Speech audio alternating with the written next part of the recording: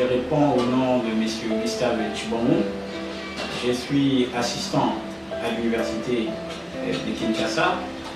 Je suis également vice-coordonnateur d'un réseau de jeunes économistes congolais qui envisagent un jour travailler dans les institutions internationales. Le réseau est dénommé Jeunes cadres pour la Banque mondiale. Et également, je suis un ancien consultant individuel au niveau du projet PRAC, le projet de réforme et de rajeunissement de l'administration publique. Et donc, dans l'ensemble, c'est un peu ce que je suis. Et je suis économiste de formation.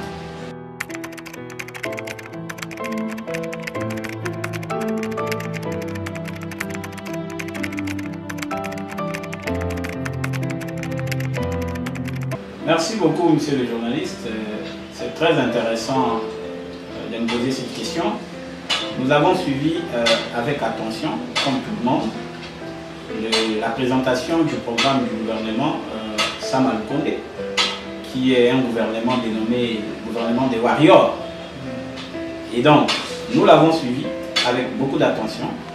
Économistes que nous sommes, le point qui nous a le plus intéressé, c'est les secteurs économie et finances.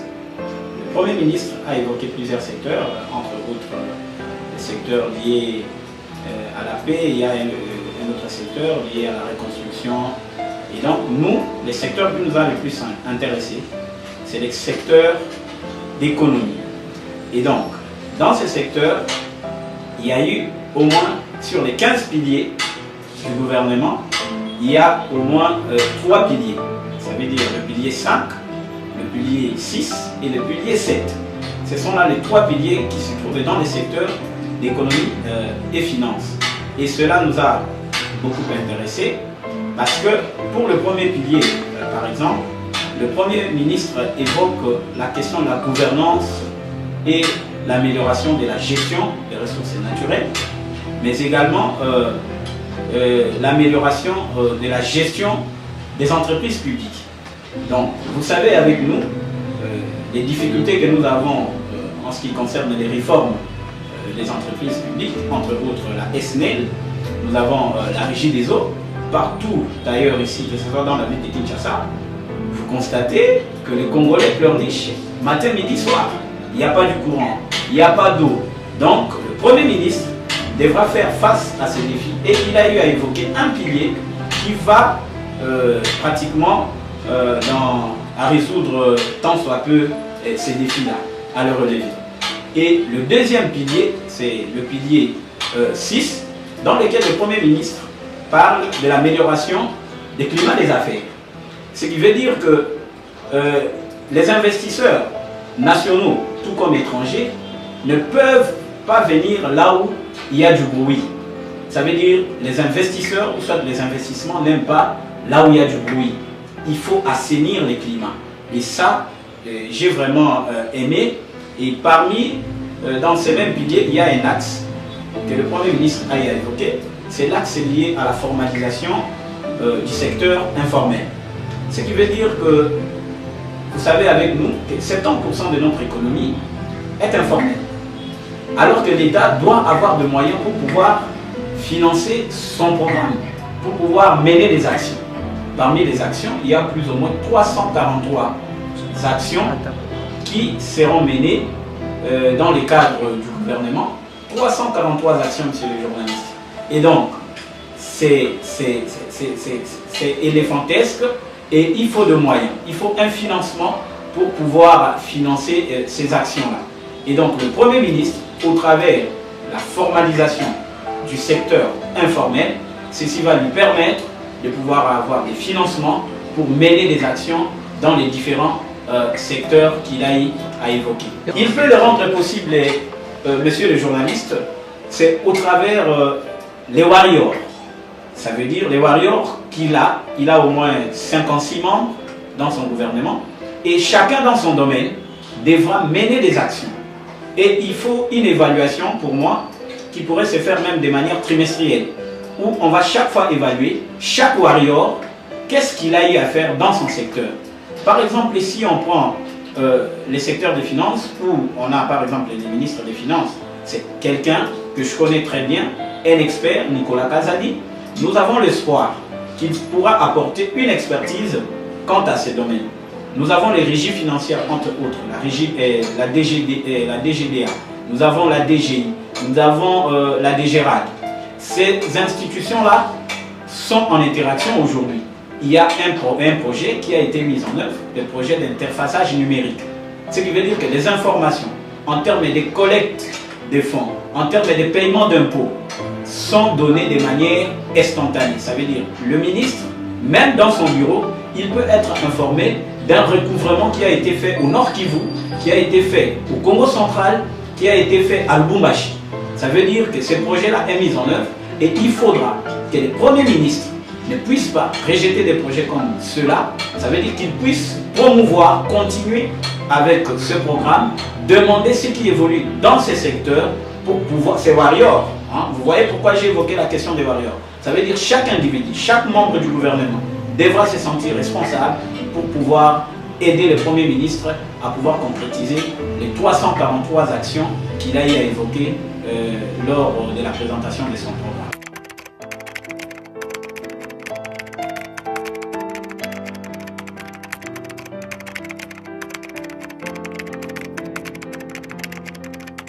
En fait, mon point de vue, je suis d'accord avec le Premier ministre. Ça veut dire qu'il y a ce que nous appelons chez nous, en politique économique, il y a trois mouvements en économie. Nous avons le mouvement de court terme, nous avons le mouvement de moyen terme, mais également le mouvement de long terme. Et en ce qui concerne le mouvement de long terme, c'est là où nous trouvons le progrès. Et le programme du gouvernement, du Premier ministre, il veut faire d'un État prospère, l'État congolais solidaire, mais également l'État congolais unifié. Et donc, dans cette solidarité, dans cette prospérité, le Premier ministre a jugé bon de mener des politiques qui ne soient pas seulement des politiques de court terme ou de moyen terme, mais également des politiques de long terme que nous appelons des politiques de croissance. Et dans ce troisième pilier, dans le secteur d'économie et finances, il a parlé de la diversification de l'économie nationale. Et cette diversification devra passer par la diversification d'abord de la production, ça veut dire la diversification de produits. On doit quitter les secteurs miniers, parce qu'aujourd'hui, vous savez avec moi, que les secteurs miniers contribuent à plus de 60% au PIB national. Quand vous prenez la structure d'exportation du pays, vous allez trouver que 90% de produits qui sont exportés sont les produits qui viennent des secteurs d'extraction. Ce qui veut dire de matières premières, entre autres les minéraux et les pétroles. Et donc, la diversification devra permettre, premièrement, au pays à pouvoir couvrir la demande interne qui est financée par les importations. Cela va permettre également au pays de pouvoir garder en quelques mesures le peu de réserves de change qui pourront permettre à la Banque centrale de chaque fois d'intervenir sur le marché des changes.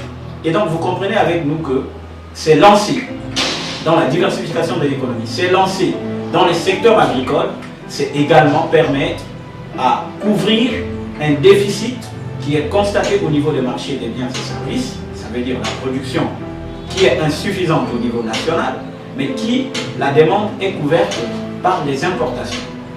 Lorsqu'on diversifie l'économie, automatiquement, ceci va permettre à ce que les consommateurs puissent consommer également congolais, et cela va permettre également à éviter les pressions que nous avons au niveau de marché d'échange. Donc c'est très intéressant ce que le Premier ministre a évoqué, mais la question reste au niveau de la concrétisation. Donc les actions qui devront, les gens qui devront accompagner, les warriors qui doivent accompagner ce Premier ministre, les intentions sont très bonnes. Elles sont bonnes, il faut diversifier l'économie, il faut rendre la croissance économique inclusive. Le Premier ministre en a évoqué. Rendre la croissance inclusive veut dire ce que nous avons dit aujourd'hui, produire localement. Et lorsqu'on produit localement, je ne pense pas que les entreprises qui vont évoluer au niveau domestique vont pouvoir engager uniquement la main-d'œuvre étrangère. Non, pas du tout. Ça veut dire que lorsque les entreprises vont augmenter leur production, vont pouvoir diversifier les secteurs d'investissement, les gens vont trouver de l'emploi. Et aujourd'hui, nous avons plus de 40% de la population congolaise est jeune maintenant.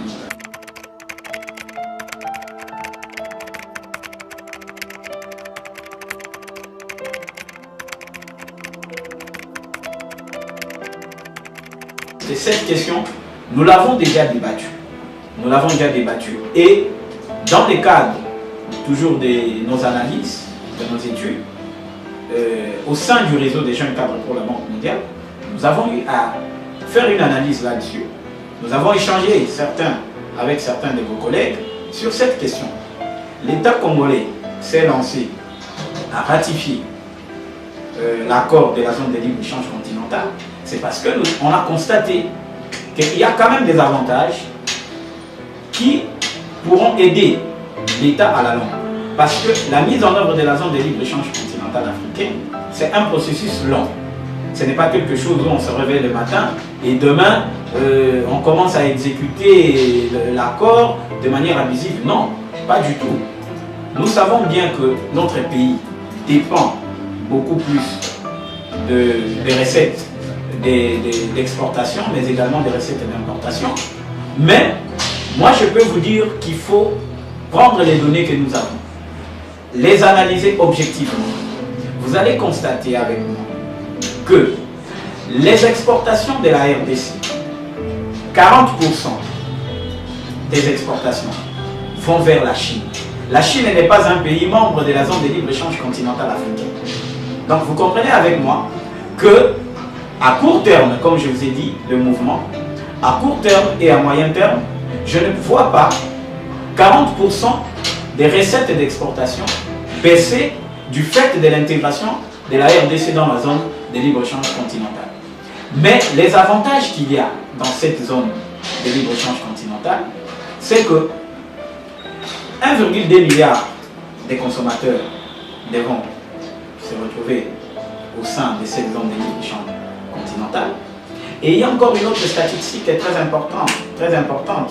16% du commerce intra-africain.